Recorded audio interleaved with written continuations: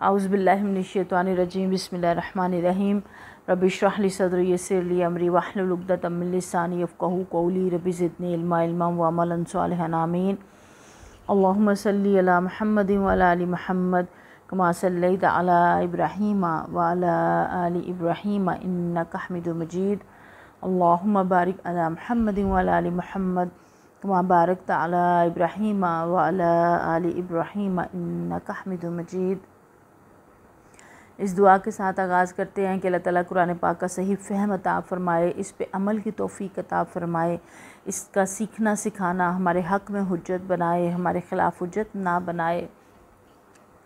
हम लोग जो है वो 5वां पारा पढ़ रहे हैं, सूरा निसा है और सूरा निसा का रुकू 6, 7 और 8 है, जिसकी तिलावत अभी आपके सामने की गई। इसका तर्जुमा इस तरह से है कि अल्लाह ताला फ़रमाते हैं मर्द औरतों पर कवाम हैं, इस बिना पर कि अल्लाह ने उनमें से एक को दूसरे पर फजीलत दी और इस बिना पर कि मर्द अपना माल खर्च करते हैं। बस जो सालिया औरतें हैं वो अतात शुआर होती हैं और मर्दों के पीछे अल्लाह की हिफाजत और निगरानी में इनके हकूक़ की हिफाजत करती हैं। और जिन औरतों से तुम्हें सरकशी का अंदेशा हो उन्हें समझाओ, ख्वाबगाहों में उनसे अलहदा रहो और मारो। फिर अगर वो तुम्हारी मती हो जाएँ तो ख्वाम इन पर दस्तराजी के हीले बहाने तलाश ना करो। यकीन रखो कि ऊपर अल्लाह मौजूद है जो बड़ा और बालातर है। और अगर तुम लोगों को कहीं मियाँ और बीवी के ताल्लुकात बिगड़ जाने का अंदेशा हो तो एक हकम मर्द के रिश्तेदारों में से और एक औरत के रिश्तेदारों में से मुकर्रर करो। वो दोनों इस्लाह करना चाहेंगे तो अल्लाह उनके दरमियान मुआफ़क़त की सूरत निकाल देगा। अल्लाह सब कुछ जानता है और बाखबर है। तुम सब अल्लाह की बंदगी करो, उसके साथ किसी को शरीक ना बनाओ। माँ बाप के साथ नेक बर्ताव करो, क़राबतदारों और रिश्तेदारों और यतीमों और मस्कीनों के साथ उसने सलूक से पेश आओ। पड़ोसी रिश्तेदार से, अजनबी हमसाए से, पहलू के साथी से, मुसाफिर से और उन लूंडी गुलामों से जो तुम्हारे कब्ज़े में हो एहसान का मामला रखो। यकीन जानो अल्लाह किसी ऐसे शख्स को पसंद नहीं करता जो अपने पिंदार में मगरूर हो और अपनी बड़ाई पर फ़ख्र करे। ऐसे लोग भी अल्लाह को पसंद नहीं हैं जो कंजूसी करते हैं और दूसरों को भी कंजूसी की हिदायत करते हैं और जो कुछ अल्लाह ने अपने फ़ज़ल से उन्हें दिया उसे छुपाते हैं। ऐसे काफ़िर नेमत लोगों के लिए हमने रुस्वा कुन अज़ाब मुहैया कर रखा है। और वो लोग भी अल्लाह को नापसंद हैं जो अपने माल महज लोगों को दिखाने के लिए खर्च करते हैं और दर हकीकत ना अल्लाह पर ईमान रखते हैं ना रोज़े आखिर पर। सच ये है कि शैतान जिसका रफ़ीक हुआ उसे बहुत ही बुरी रफ़ाकत में असर आई। आखिर इन लोगों पर क्या आफत आ जाती अगर ये अल्लाह और रोज़े आखिर पर ईमान रखते और जो कुछ अल्लाह ने दिया उसमें से खर्च करते। अगर ये ऐसा करते तो अल्लाह से इनकी नेकी का हाल छुपा ना रह जाता। अल्लाह किसी पर ज़रा बराबर भी जुल्म नहीं करता। अगर कोई एक नेकी करे तो अल्लाह उसे दो चंद करता है, फिर अपनी तरफ से बड़ा अजर अता फरमाता है। फिर सोचो कि उस वक्त ये क्या करेंगे जब हम हर उम्मत में से एक गवाह लाएंगे और इन लोगों पर तुम्हें यानी मोहम्मद सल्लल्लाहु अलैहि वसल्लम को गवाह की हैसियत से खड़ा करेंगे। उस वक्त वो सब लोग जिन्होंने रसूल सल्लल्लाहु अलैहि वसल्लम की बात ना मानी और उसकी नाफरमानी करते रहे तमन्ना करेंगे काश ज़मीन फट जाए और वो उसमें समा जाएं। वहाँ ये कोई भी बात अल्लाह से ना छुपा सकेंगे। बाकी अगले 2 रुकू का तर्जमा हम साथ साथ देखेंगे क्योंकि हमारे 3 रुकू हैं और इसको हम साथ साथ जो है वो इंशाअल्लाह ताला कवर कर लेंगे। इन रकूआत का ख़ुलासा पहले देख लेते हैं कि इन आयात में घर, ख़ानदान और माशरे की इस्लाह के बुनियादी असूल बयान किए गए हैं। मर्द औरत के बाहमी ताल्लुकात, ज़िम्मेदारियाँ, हकूक़ वाज़ह किए गए हैं। नाफरमान बीवियों की इस्लाह के लिए तदरीजी तरीके बताए गए हैं। विरासत और माली मामलात में अदल की ताकीद की गई है। नमाज की हिफाजत, तहारत और जंग के दौरान नमाज के अहकाम दिए गए हैं। ईमान वालों को हुक्म दिया गया है कि अल्लाह, रसूल सल्लल्लाहु अलैहि वसल्लम और अहले अमर की अताअत करें और किसी झगड़े में फ़ैसले के लिए रसूल सल्लल्लाहु अलैहि वसल्लम की तरफ रुजू करें। मुनाफ़िकीन की रविश, नबी करीम सल्लल्लाहु अलैहि वसल्लम की अताअत का दावा मगर फ़ैसले के लिए तागूत के पास जाना, इसके ऊपर सख्त तंबीह की गई है और शहादत हक़ की तरफ जो है वो तवज्जो दिलाई गई है। अब यहाँ पे इस आयत को, आयत नंबर 34 को आप लोग हाईलाइट कर लीजिए, इसको जो है वो अपने पास नोट कर लीजिए। यहाँ पे अल्लाह ताला बता रहे हैं अर्रिजालु कव्वामूना अलन निसाई के मर्द औरतों पर कव्वाम है। कव्वाम का मतलब यहाँ पे पहले अच्छी तरह से समझ लीजिए क्योंकि इस आयत की तशरीह बाज़-औक़ात बहुत गलत अंदाज में की जाती है और बताया जाता है कि शायद इस आयत की रूह से मर्द को ये इख्तियार हासिल है कि वो जैसे चाहे बुरा सलूक औरत के साथ करे और उसके जो है वो हर हाल में वो लीडर है और जो है वो औरत जो है वो उसके मातहत है, और इसकी और चीज़ें निकाली जाती हैं। मातहत अल्लाह ने रखा है, लेकिन उसका पूरा निज़ाम बताया है अल्लाह ताला ने। मर्द व ज़न में अल्लाह ताला ने उनके हकूक़ में जो है वो मसावात रखी है। हमने पीछे पढ़ा भी कि औरत हो या मर्द हो, जो भी अल्लाह के पास नेक अमल लेके आएगा अपना, उसका पूरा पूरा अजर और बदला मिलेगा। ये निज़ाम अल्लाह ताला ने आइली निज़ाम जो यहाँ पे बताया है, ये जो यूनिट है इसका एक फैमिली का, एक मियाँ बीवी का जो रिश्ता है, नाता है, जो यूनिट है बुनियादी माशरे की, ये अकाई है। ये माशरे की बुनियाद है बिल्कुल। इससे माशरा एक घर से आगाज़ होता है और आगे माशरा फैलता है। हमने सूरह निसा का जो पहली आयत पढ़ी उसमें क्या पढ़ा था? एक अहम बात थी, सारे लिखें जल्दी से कि वो क्या बात थी। उस बात से जुड़ी हुई ये वाली बात है कि अल्लाह ताला ने वहाँ पे किस तरह से आगाज़ किया औरत और मर्द का, कैसे फैला दिए एक जान से पैदा करके। और फिर यहाँ पे अल्लाह ताला ने बता दिया कि मर्द औरतों पर कवाम है। कवाम का पहले मायने समझ लीजिए। कवाम या कय्यम उस शख्स को कहते हैं जो किसी फ़र्द या इदारे या निज़ाम के मामलात को दुरुस्त हालत में चलाने और उसकी हिफाजत और निगहबानी करने और उसकी ज़रूरियात मुहैया करने का ज़िम्मेदार हो। इसलिए कवाम कहा गया है कि मर्द की ज़िम्मेदारी अल्लाह ताला ने ज़्यादा लगाई है मामलात को दुरुस्त लेके चलना। और आप देखें किसी इदारे में भी आप देख लें, किसी भी इदारे का निज़ाम चल नहीं सकता जब तक कि एक वहाँ पे हेड हो, डायरेक्टर हो और एक उसके नीचे वाइस हो, प्रिंसिपल हो तो उसके साथ भी वाइस हो। मुख्तलिफ़ हैसियतों से वहाँ पे अफराद की ज़िम्मेदारियाँ होती हैं। तो इसी तरह औरत और मर्द के हकूक़ एक जैसे हैं, फ़राइज़ एक जैसे हैं, ज़िम्मेदारियों की अदायगी का तरीक़ाकार, दायरा कार जो है, दायरा इख्तियार जो है वो फ़र्क है। अब यहाँ देखिए कि किसी भी इंतज़ामी शोबे को लीजिए, एक सेक्शन को देख लीजिए तो आपको नज़र आएगा कि एक वहाँ पे हेड है, कुछ उसके असिस्टेंट हैं, कुछ उसके नीचे क्लर्क हैं, कुछ उसके नीचे जो है और अमला काम करने वाला है, और एक ऊपर ज़िम्मेदार है। वो उसको चला रहा है तो वो इदारा अच्छा चल रहा है। लेकिन हर कोई वहाँ पे अपनी मनमर्जी करना शुरू हो जाए तो वो इदारा चल नहीं सकता। तो ये जो घर का इदारा है, ये वो इदारा है जो अपने अल्लाह ताला ने ख़ुद बनाया। इसको अल्लाह ताला ने ख़ुद बनाया। बाकी इदारे तो दुनिया में आके वजूद में आए, ये अल्लाह ताला ने इदारा अपने पास बना के हमारे पास नीचे भेजा, और हज़रत आदम अलैहिस्सलाम और अम्मा हवा से आगाज़ करके, और फिर ज़िम्मेदारी जो है औरत की फ़र्द अलहदा है और मर्द की अलहदा है। अब मर्द ने जो है वो औरत जो है वो उसके मातहत की गई क्योंकि उसका नान नफ़का भी उसकी ज़िम्मेदारी है, और घर का निज़ाम चलाने के लिए भी और इदारे का निज़ाम चलाने के लिए भी अल्लाह ताला ने फ़ितरत ही ऐसी पैदा की है। मर्द का दायरा कार, दायरा इख्तियार फ़र्क है, औरत का दायरा कार, दायरा इख्तियार फ़र्क है, और मिल के फिर वो इस यूनिट को जो है वो चलाते हैं। ज़िम्मेदारियाँ अपनी अपनी, आप देखें ना, जिस घर के अंदर सबकी अपनी अपनी ज़िम्मेदारियाँ सब ने समझी हों और अच्छे तरीके से अदा कर रहे हों, वो घर कितना ज़्यादा तरक्की करता है। और जिसके अफराद अपनी अपनी ज़िम्मेदारी ही ना समझें, अपने फ़राइज़ ही अदा ना करें, वो घर कैसे तलपट हो जाता है।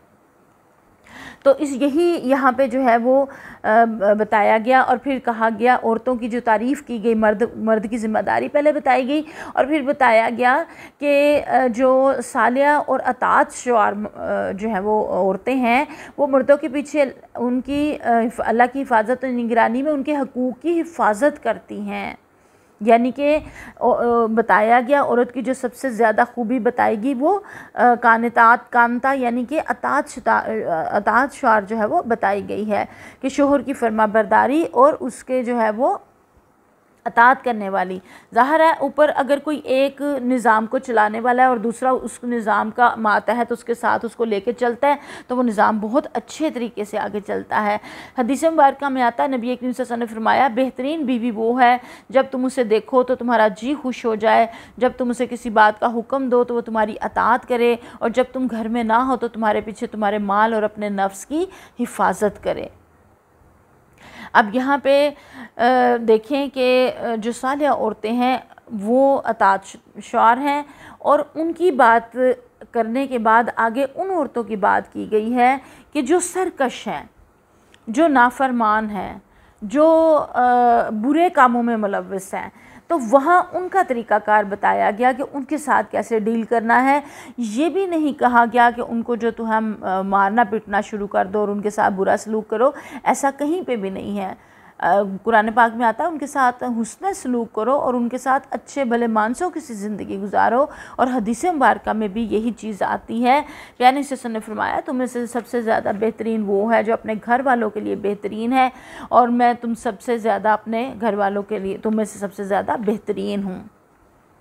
फिर ये भी फरमाया, औरत अपने खामद के घर पर निगरान है और उसके बारे में जवाबदेह है। यानी कि जो उसकी ज़िम्मेदारी है, घर की तंजीम है, बच्चों की तरबियत है, ख़ानदान के वक़ार की हिफाजत है और उसकी इज़्ज़त और आबरू की, तो वो अगर अपना काम अंजाम देती है तो मर्द बाहर आराम से जो है वो नान नफ़का कमा भी सकता है, बाहर की ज़िम्मेदारियाँ अदा कर सकता है, जहाद कर सकता है, दीन के काम कर सकता है।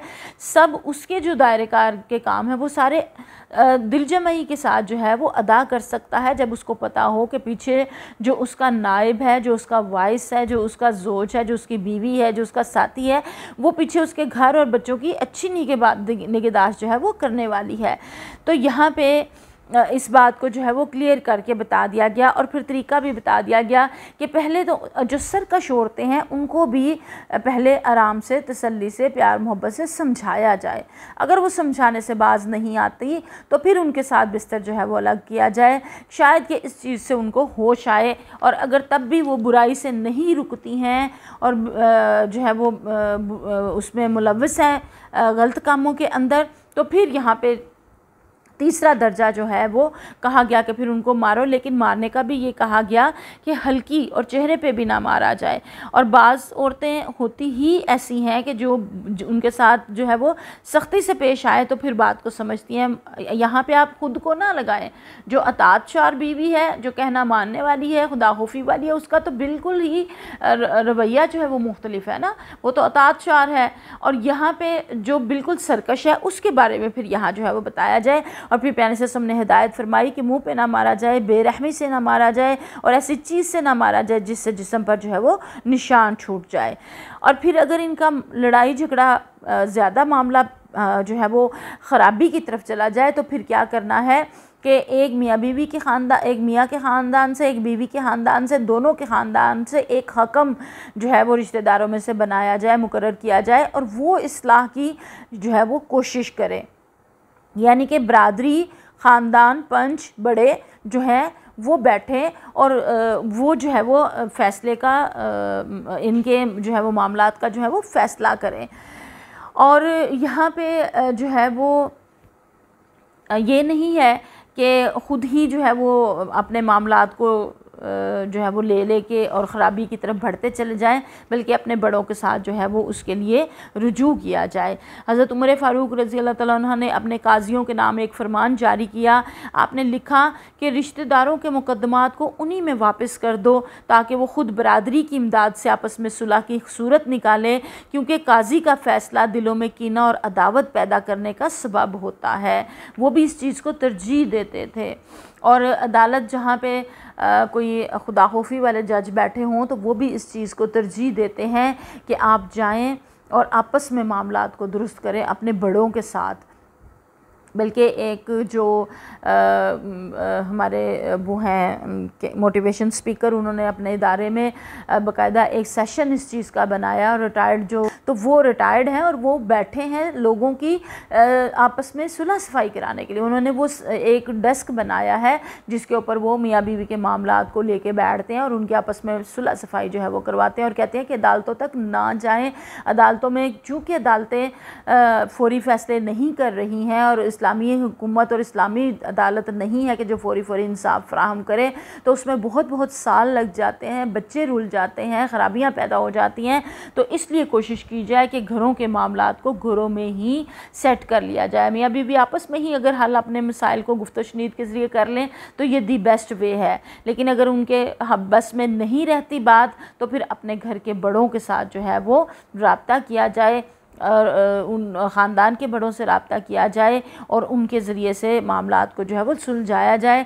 क्योंकि यहाँ ख़राबी पैदा होती है तो शैतान बहुत ज़्यादा खुश होता है। हदीस मुबारका में आता है ना, आप लोगों ने हदीस सुनी होगी कि जिसमें वो अपने चेलों से सारी कार्रवाइयाँ सुनता रहता है कि क्या क्या करके आए हैं। तो जब वो एक चेला उसका कहता है कि मैं 2 मियाँ बीवी में लड़ाई करा आया हूँ और घर ख़राब करा आया हूँ, तो वो अपने तख्त से उतर के आता है और उसको गले लगाता है और कहता है तुम सही काम करके आए हो, और इससे वो ज़्यादा जो है वो खुश होता है। तो इसलिए जो है वो इस्लाही की कोशिश मुझे और आपको जो है वो करनी चाहिए। फिर अल्लाह ताला साथ ही बुनियादी यूनिट की बात करके जो ख़ानदान साथ जुड़ा हुआ है उनकी बात अल्लाह ताला साथ ही कर रहे हैं कि एक तो अल्लाह ताला के साथ किसी को शरीक नहीं ठहराना, माँ बाप के साथ नेक सलूक करना है, क़राबतदारों, यतीमों, मस्कीनों सबके साथ हुस्न सलूक से पेश आना है, रिश्तेदार से, अजनबी हमसाए से और पहलू के साथी से। अच्छा, ये पहलू का साथी क्या होता है, इसकी क्या समझ आई है आपको? ज़रा मुझे लिख दीजिए, क्योंकि हमारे पास इतना टाइम नहीं है कि हम अब डिस्कशन करें इसके ऊपर। तो आप फौरी जो है वो उसमें लिखते चले जाएं, फिर हम इसको बाद में देख लेते हैं। अब यहाँ पे जो है वो इन सारों के जो हकूक़, वालिदैन के हकूक़ भी बताए गए और क़राबतदारों, रिश्तेदारों के भी हकूक़ बताए गए। हदीस मुबारका में आता है कि एक शख्स ने नबी करीम सल्लल्लाहु अलैहि वसल्लम से पूछा, अल्लाह के रसूल, वालिदैन का इन पर क्या हक़ है? तो जो है वो दोनों, आप सल्लल्लाहु अलैहि वसल्लम ने फरमाया, वो दोनों तुम्हारी जन्नत हैं और जहन्नम है, यानी कि या जन्नत है या जहन्नम है। यानी कि इताअत करोगे तो जन्नत के मुस्तहिक़ ठहरोगे और नाफरमानी करोगे तो जहन्नम में जाओगे। तो यहाँ से हमें पता चलता है कि उनके हक़ जो है वो किस कदर ज़्यादा है और बखीली से मना किया गया है। बखीली ही जो है ना वो बंदे को रिस्क भी ख़र्च करने से रोकती है और जो है वो बंदों के हकूक़ अदा करने से भी वही रोकती है। बुखल जो होता है शुह नफ्स जिसको कहा जाता है। तो हदीस मुबारका में आता है कि हर सुबह के वक्त 2 फरिश्ते नाजिल होते हैं। इनमें से एक ये कहता है कि अल्लाह भलाई के रास्ते में ख़र्च करने वालों को अच्छा इवज़ अता फरमा, और दूसरा कहता है अल्लाह बखील को तबाही से हमकिनार कर। और दूसरा बखील दूसरों को भी मशवरे बुखल का ही मशवरा देता है। और तीसरी ये बात है कि अल्लाह ने अपने फ़ज़ल से जो कुछ दे रखा है वो उसको छुपाते हैं। तो बस अल्लाह को पसंद ये है कि जो नेमत अल्लाह ताला ने बंदे को दी है, उस नेमत का उस बंदे के ऊपर जो है वो उसको इजहार हो, वो नज़र आए, उसका जो है वो पता चले। फिर यहाँ पे आयत नंबर 41 में अल्लाह ताला फरमाते हैं कि सोचो देखो उस वक्त ये क्या करेंगे जब हम हर उम्मत में से एक गवाह लाएंगे और इन लोगों पर तुम्हें यानी मोहम्मद सल्लल्लाहु अलैहि वसल्लम को गवाह की हैसियत से खड़ा करेंगे। उस वक्त तो सब लोगों के लिए जिन्होंने रसूल सल्लल्लाहु अलैहि वसल्लम की बात ना मानी और इसकी नाफरमानी करते रहे, तमन्ना करेंगे कि काश के ज़मीन फट जाए और वो उसमें समा जाए। अल्लाह ताला माफ़ फरमाए।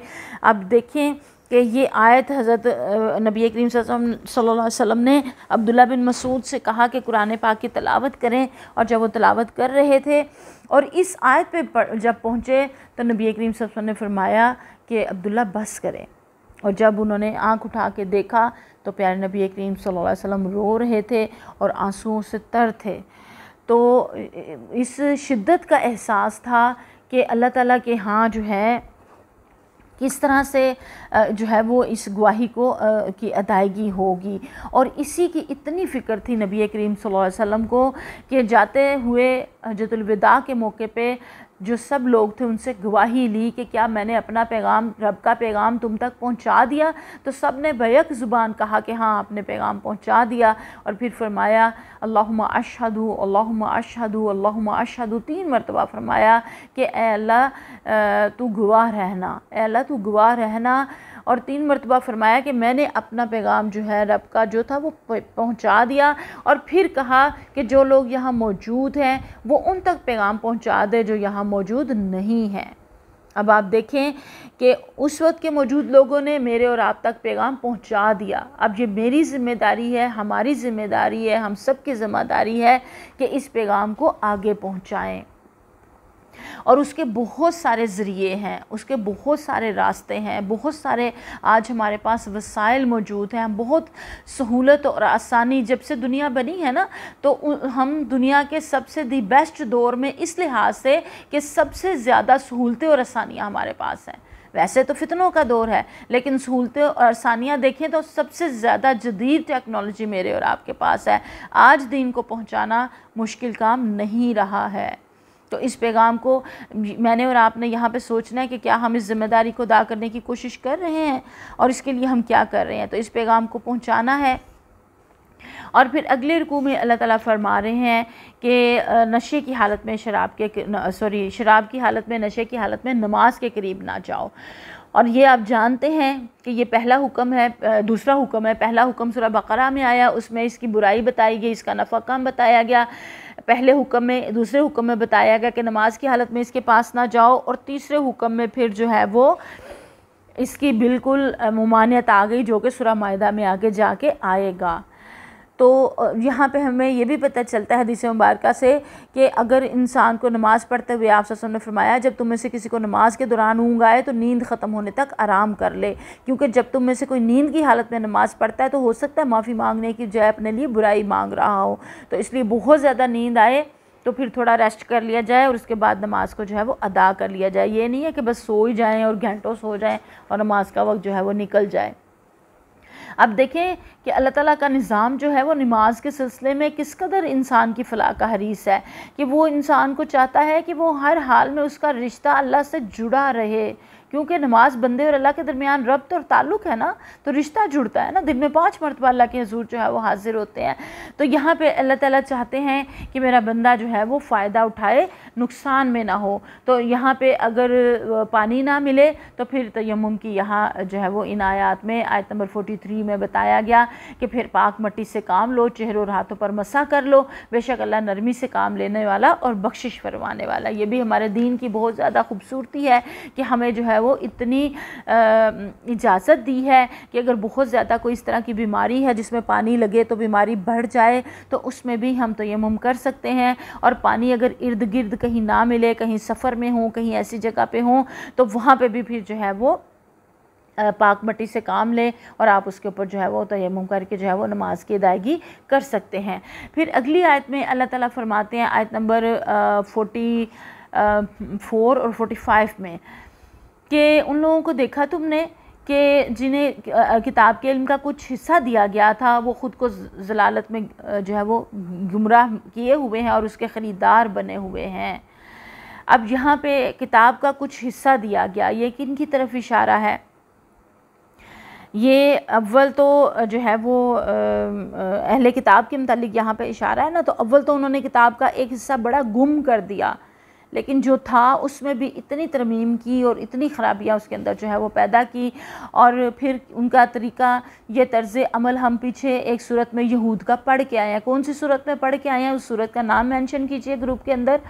हम पढ़ के आए हैं कि वो नबी करीम सल्लल्लाहु अलैहि वसल्लम की महफ़िल में जब आते थे तो अल्फाज को तरोड़ मरोड़ के पेश करते थे और कहते थे समेना वासैना और इस्म गैर मुसम्मा और रायना। और अल्लाह ताला ने फिर वहाँ क्या कहा कि उन्जुरना कहो तुम। पीछे भी हमें ये बात उस सूरत में भी आई जिसका नाम आप लिख रहे हैं, और इस सूरत के अंदर भी यहाँ पे अल्लाह ताला ने मुझे और आपको बताया। और ये सारा कुछ क्यों था? ये इस वजह से था कि वो जो है वो अल्लाह ताला के अहकामात को उन्होंने पसे पुश्त जो है वो डाल दिया था। और वो नहीं चाहते थे यहूदियों को बहुत ज़्यादा हसद था, कीना था, बुग़्ज़ था, गुस्सा था, आज भी है। वो नहीं चाहते थे कि आखिरी नबी इनके अंदर आएँ। वो चाहते थे कि हमारे अंदर, हमारे पास जो सारे अंबिया आए हैं तो ये भी हमारे पास आते। पीछे हमने पढ़ा ना, वो कहते हैं कि जो तौरात और इंजील में जो हमारे पास नाजिल हुआ है उसको हम मानेंगे, उसके अलावा जो नाजिल हुआ है वो हम उसको नहीं मानेंगे। तो यहाँ पे जो है वो फिर बता दिया गया, और ये भी बता दिया गया कि उनकी बातिल परस्ती की बदौलत उनकी जो है वो चेहरों पर फिटकार पड़ी, और कहा गया कि अगर ये किताब जो तुम्हें दी गई है इसको मान लो, जो कि पहली किताबों की, तुम्हारी किताबों की भी तस्दीक और तायीद करती है जो तुम्हारे पास पहले से मौजूद है, इसको फिर ईमान ले आओ कबल इसके कि हम चेहरे बिगाड़ कर पीछे कर दें या इनको इसी तरह लानतज़दा कर दें जैसे हमने सब्त वालों के साथ किया था। वाक़या सब्त आपको भी पता है ना, सब्त हफ्ते के दिन को कहते हैं, और उसमें जो है वो उनको मना किया गया था कि इस दिन कोई भी आप दुनिया का काम ना करें, इबादत सिर्फ़ अल्लाह की करें। शिकार करते थे मछलियों का तो वो भी मना किया गया कि ना करें, क्योंकि वो साहल के करीब आबाद थे। तो लेकिन उन्होंने इसके लिए हीले बहाने किए, और जब अज़ाब आया, कौम जो है तीन ग्रोहों में तकसीम हो गई। एक ग्रोह जो कि अल्लाह का हुक्म मान के जो है वो बाज़ आ गया और जो है वो घरों में बैठ गया। एक वो जिन्होंने खुल्लम खुला नाफरमानी की, और एक वो कि जिन्होंने जो है वो ख़ुद भी बाज़ आ गए और दूसरों को भी रोक रहे थे। और जब अज़ाब आया तो दो ग्रोह लपेट में आ गए, जो खुल्लम खुला नाफरमानी कर रहे थे और जो घरों में बंद होकर बैठ गए थे, जो गैर जानिबदार थे, जो बुराई में हिस्सा नहीं ले रहे थे लेकिन वो बुराई के ख़िलाफ़ बोल भी नहीं रहे थे, तो वो भी उसके अंदर आ गए। बचा सिर्फ वो ग्रोह कि जो ख़ुद भी बुराई से रुका हुआ था और जो है वो दूसरों को भी बुराई से रोक रहा था। तो यहाँ पे जो है वो अल्लाह ताला ने फरमाया कि याद रखो अल्लाह का हुक्म नाफिज होकर आता है। अल्लाह बस शिर्क को ही माफ़ नहीं करता, बाकी सारे गुनाह जो है वो माफ़ कर देता है। यानी कि तुम अगर इस्तग़फ़ार कर लो और अल्लाह के आगे झुक जाओ तो वो शिर्क के अलावा सारे गुनाह माफ़ करने वाला है। फिर आयत नंबर 49 में तुम लोगों ने देखा जो बहुत अपनी पाकीज़गी नफ्स का धम भरते हैं, हालांकि पाकीज़गी तो अल्लाह ही जिसे चाहता है अता करता है। और फिर ये इनके जो तरीक़ेकार थे, जो ख़ुद को बहुत ज़्यादा आलिम और फाजिल और बड़ा ऊंचे दर्जे की चीज़ समझते थे, उनकी तरफ तवज्जो दिला के बताया गया कि ये अल्लाह पर झूठे इफ्तरा गढ़ने से नहीं चूकते। इनके सरीहन गुनाहगार होने के लिए यही एक गुनाह जो है वो काफ़ी है। और फिर अगली आयत में अल्लाह ताला फरमा रहे हैं कि क्या तुमने उन लोगों को नहीं देखा जिन्हें किताब के इल्म से कुछ हिस्सा दिया गया और उनका हाल ये है कि जिब्त और तागूत को मानते हैं और काफिरों के मुतालिक कहते हैं कि ईमान लाने वालों से तो यही सही रास्ते पे हैं। अल्लाह ताला माफ़ फरमाए। आज भी बहुत सारे लोग कहते हैं कि हमसे तो गैर मुस्लिम ज़्यादा अच्छे हैं, जबकि अहले ईमान को हर तरह की तरजीह हासिल है गैर अहले ईमान के ऊपर अपने ईमान की वजह से। चाहे वो बेअमल मुसलमान है लेकिन उसका ईमान जो है वो उसको उससे जो है वो बेहतर बनाता है, गो कि उसको अपने अमल को भी साथ बेहतर करने की ज़रूरत है। अच्छा, अब जिब्त क्या है? जिब्त के असल मायनी है बेहकीकत, बेअसल और बेफ़ायदा चीज़। इस्लाम की ज़ुबान में जादू, कहानत, फालगिरी, टूना टोट के शगुन, मुहूरत और तमाम वहमी ख्याली बातें जो है इसको जिब्त कहा गया है। कहीं मैं तो नहीं इन वहमों में मुब्तला, कहीं हम तो नहीं ऐसे काम कर रहे, कहीं हम तो जिब्त में नहीं मुब्तला। हदीस में आता है जिब्त के बारे में कि यानी जानवरों की आवाज़ों से फाल लेना, ज़मीन पर जानवरों के निशानात कदम से शगुन लेना, जो हम कहते हैं बिल्ली राह काट गई और काली बिल्ली इधर से गुजर गई और ये हो गया और वो हो गया, और जो है वो कौवा बोला तो अब मेहमान आएंगे और ये होगा और वो होगा। तो ये सारे और फालगिरी के दूसरे सारे तरीके ये जिब्त के कबील से हैं। और इनमें जब वहमी हो जाता है बंदा, इनमें गिरफ़्तार हो जाता है तो उसका ईमान भी कमज़ोर होता है और वो ज़हनी और जिस्मानी तौर पे भी बीमार हो जाता है। जबकि अल्लाह के ऊपर जब इस तवक्कुल भरोसा करता है तो वो मज़बूत उसका ईमान भी हो जाता है और वो ज़हनी जिस्मानी तौर पे भी बेहतर हो जाता है। तो इसलिए यहाँ पे मना किया गया। और जो है वो यहाँ पे फिर कहा गया कि ऐसे लोगों पर अल्लाह की लानत है और जिस पर अल्लाह लानत कर दे फिर तुम उसका कोई मददगार नहीं पाओगे। क्या हुकूमत में इनका कोई हिस्सा है? अगर ऐसा होता तो ये किसी को कोई फूटी कौड़ी तक ना देते। यानी कि अल्लाह की हुकूमत में इनका कोई हिस्सा है कि ये फ़ैसले करने वाले कौन होते हैं कि कौन हिदायत पे और कौन हिदायत पे नहीं। और अगर इनके इख्तियार में हिदायत होती तो फिर तो कोई हिदायत पा ही नहीं सकता था। ये तो इतने बुखील हैं कि अल्लाह के कलाम को भी छुपा जाते हैं और बताते ही नहीं है कि सही क्या है और गलत क्या है। तो अगर इनके हवाले ये सारा कुछ होता तो अल्लाह कहते हैं ये तो किसी को फूटी कूड़ी तक भी ना देते, कुछ भी ना देते। और उन्होंने किया भी ऐसे ही, हदायत को छुपा के अपने तक रखा, लोगों तक पहुंचाया ही नहीं। इसीलिए बनी इसराइल को डिसमिस किया गया और हमें उम्मत मुहम्मदिया सल्लल्लाहु अलैहि वसल्लम को उसके ऊपर सरफराज किया गया। अब ये मेरी और आपकी ज़िम्मेदारी है कि इस किताब को, इसके पैगाम को आगे पहुँचाएँ। और फिर आगे अल्लाह ताला कहते हैं कि इब्राहीम अलैहिस्सलाम की औलाद को किताब और हिकमत अता की और मुल्क अज़ीम बख्श दिया, मगर इनमें से कोई ईमान लाया और कोई मुंह मोड़ गया। और फिर जो जिसका रवैया है उसके साथ वैसा ही जो है अंजाम होगा। मानने वालों के लिए जन्नत की खुशखबरी और ना मानने वालों के लिए दोज़ख की यहाँ पर जो है वो खुशखबरी दी गई है और बताया गया है नाउज़ुबिल्लाह कि उसका अंजाम जो है वो ये होगा। ये ख़बर दी गई है, खुशखबरी तो नहीं इसे कहेंगे, बुरी ख़बर कहेंगे कि ये बद ख़बर उसको मिली है। अल्लाह ताला माफ़ फरमाए, अल्लाहुम्मा अज्जिरना मिनन्नार। अल्लाह ताला कहते हैं कि बिलयकीन हम उसे आग में झोंकेंगे, जब उसके बदन की खाल गल जाएगी तो उसकी जगह दूसरी खाल पैदा कर देंगे ताकि वो खूब अजाब का मज़ा चखें। अल्लाह बड़ी कुदरत रखता है और अपने फ़ैसलों को अमल में लाने की हिकमत को खूब जानता है। अल्लाहुम्मा अज्जिरना मिनन्नार, अल्लाह ताला हमें दोज़ख की आग से बचाना। अल्लाहुम्मा ला तजअलना मिनहुम, अल्लाह ताला हमें इनमें से ना करना। अब आप देखें कि आज साइंसी रिसर्च ने भी ये चीज़ साबित कर दी है कि इंसान की जो स्किन है उसके ऊपर उसको जो है वो दर्द और जलन महसूस होती है। उसके नीचे वाला जो, अगर ऊपर वाला हिस्सा अल्लाह माफ़ फरमाए हट जाता है तो नीचे जो है वो महसूस नहीं होती है। तो इसलिए उनकी बार बार जो स्किन जो है पैदा कर दी जाएगी। अल्लाह ताला कहते हैं एक खाल की जगह दूसरी खाल, ताकि अच्छी तरह अजाब का मज़ा चखें। अस्तग़फिरुल्लाह। अल्लाह ताला माफ़ फरमाए। आज हम खराबियाँ करते हैं, मिल के करते हैं या अलहदा से करते हैं, तो हम ये बात भूल जाते हैं। ये आयात तज़कीर और याद दहानी के लिए पढ़ी, आपने भी बहुत दफ़ा होंगी, मैंने भी बहुत दफ़ा पढ़ी होंगी, लेकिन तज़कीर और याद दहानी के लिए अल्लाह कहते हैं कि लोगों को पहुँचाओ, उनको याद दहानी कराओ, नसीहत करो कि नसीहत ईमान वाले को फ़ायदा देती है। और हज़रत मुआज़ बिन जबल रज़ी अल्लाह इस आयत की तफसीर में फरमाते हैं कि खाल जलने और खाल तब्दील होने का ये अमल इतनी तेज़ी से होगा कि एक साथ में 100 मरतबा खाल तब्दील हो जाएगी। और हदीस मुबारक में है, प्यारे सल्लल्लाहु ने फरमाया तुम्हारी आग दोज़ख की आग से 70 हिस्सों में से एक हिस्सा है। आप सल्लल्लाहु ने से अर्ज़ किया गया अल्लाह के रसूल सल्लल्लाहु अलैहि वसल्लम, जलाने को तो दुनिया ही की आग काफ़ी थी। आपने फरमाया दोज़ख की आग को दुनिया की आग से 69 डिग्री बढ़ा दिया गया है, हर डिग्री दुनिया की आग के बराबर होगी। ये बुखारी और मुस्लिम की हदीस मुबारक है।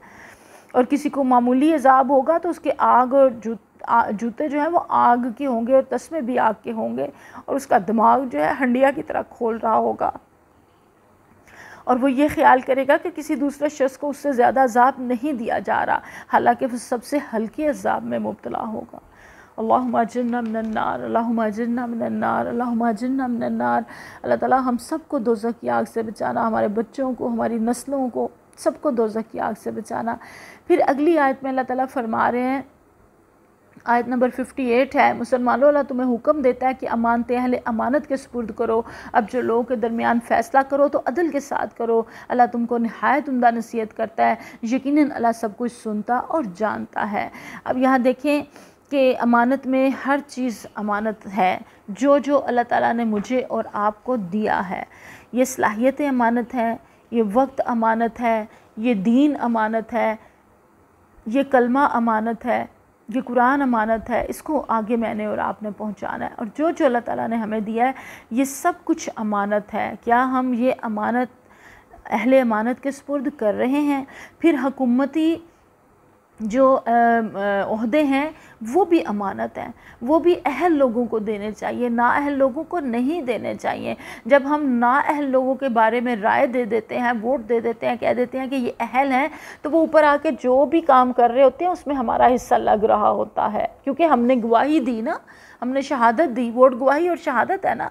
हमने गवाही दी कि ये अहल है इस ओहदे का, और जब वो उसका ओहदे का अहल नहीं होता और जो बेईमानियाँ और रिश्वतखोरियाँ और बदअनवानियाँ जो कुछ भी करते हैं फिर उसमें हमारा हिस्सा लगता चला जाता है। और अगर नेक और सालिह लोगों को लेके और वो नेकी को फैलाए, नेकी का हुक्म दे, तो उसमें भी हमारा हिस्सा लगता चला जाता है। तो इसलिए अमानतें, और यहाँ पे ख़ास तौर पे इस चीज़ को मेंशन किया गया क्योंकि बनी इसराइल जो है ना वो इसमें मुब्तला हो गए थे ख़राबी के दौर में। उन्होंने जो है इन्हतात के ज़माने में अमानतें यानी कि मनसब और मजहबी पेशवाई और कौमी सरदारी के जितने ओहदे थे वो नाअहल, कम ज़र्फ़, बद अखलाक, बद दयानत और बदकार लोगों को देने शुरू कर दिए, जिसकी वजह से रफ्ता रफ्ता सारी कौम जो है वो बदकार हो गई और ख़राब हो गई, क्योंकि फिर ऊपर से जो आना था वो नीचे सारी ज़िंदगियों में आसानी से जो है वो फैलता चला गया।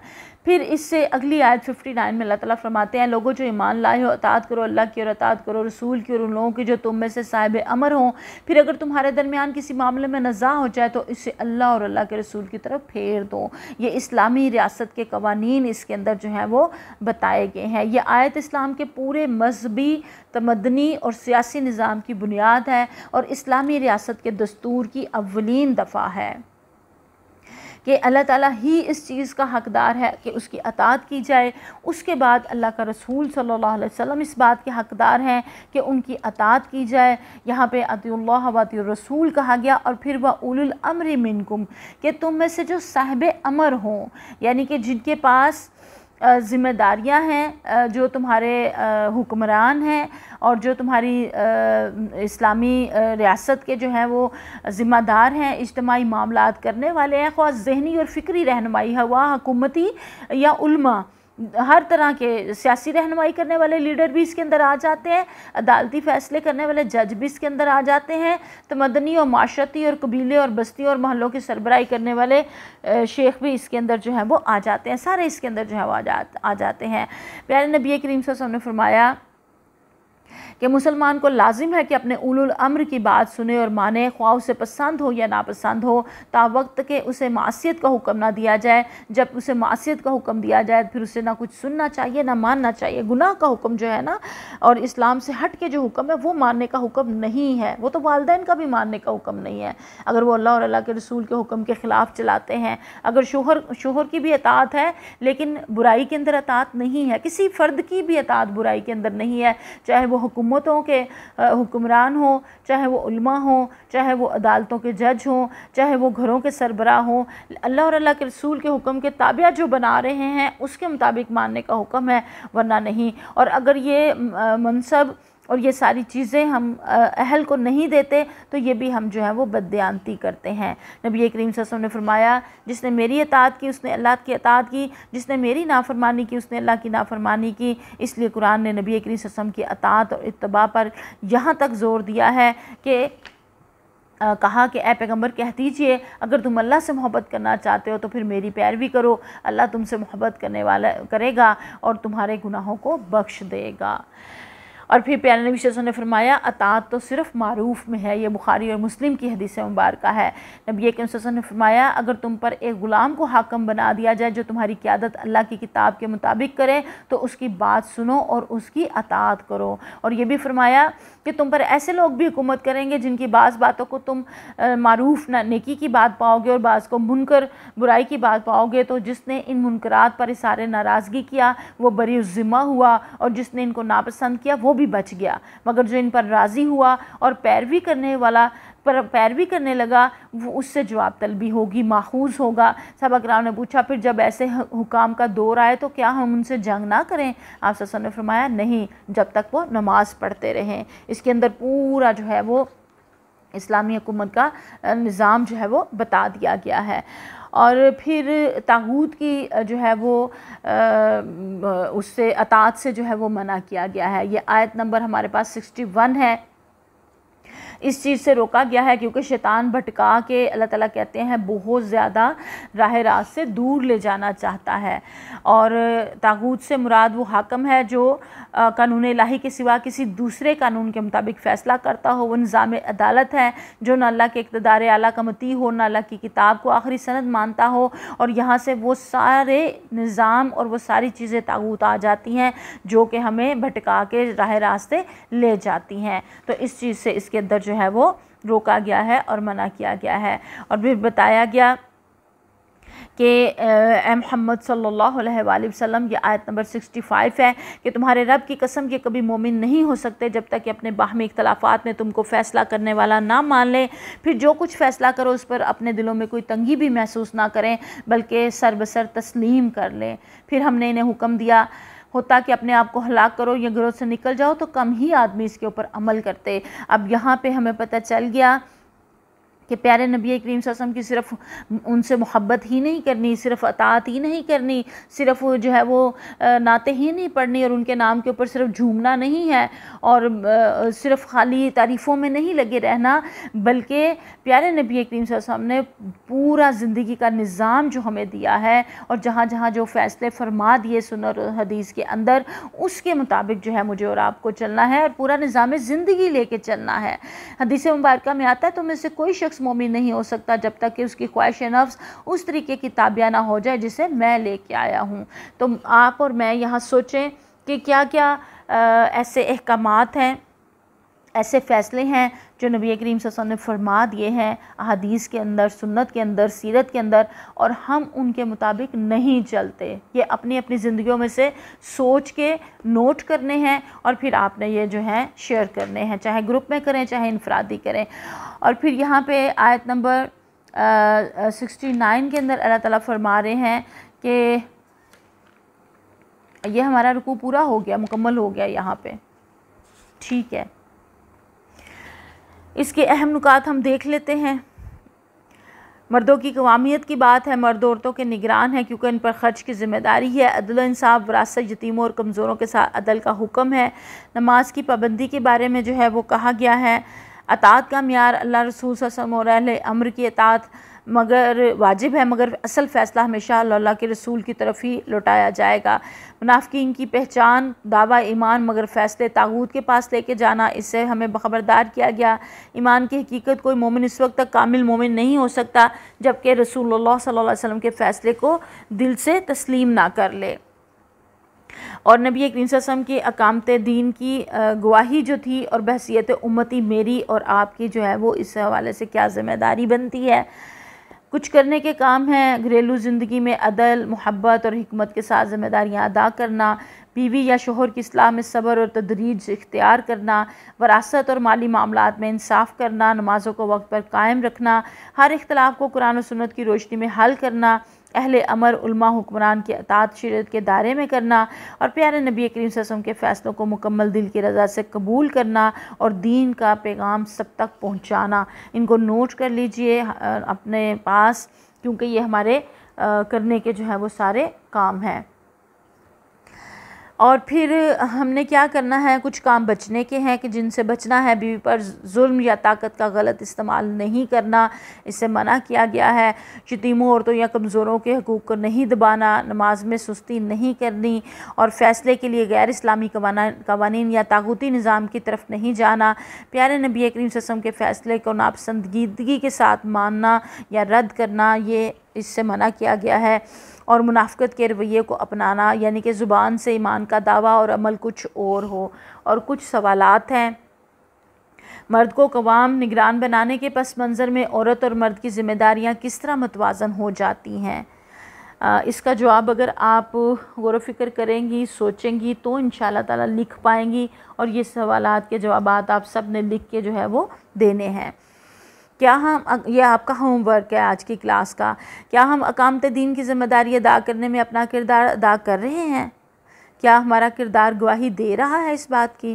क्या हम विरासत के मसाइल में वाकई शरीयत के मुताबिक फ़ैसले करते हैं या अपनी मर्ज़ी चलाते हैं?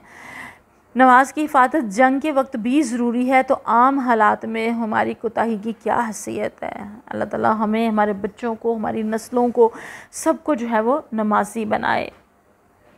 और मुनाफ़िकीन की सिफ़ात हमारे अंदर किस अंदाज़ में मौजूद है और हम इनसे कैसे बच सकते हैं।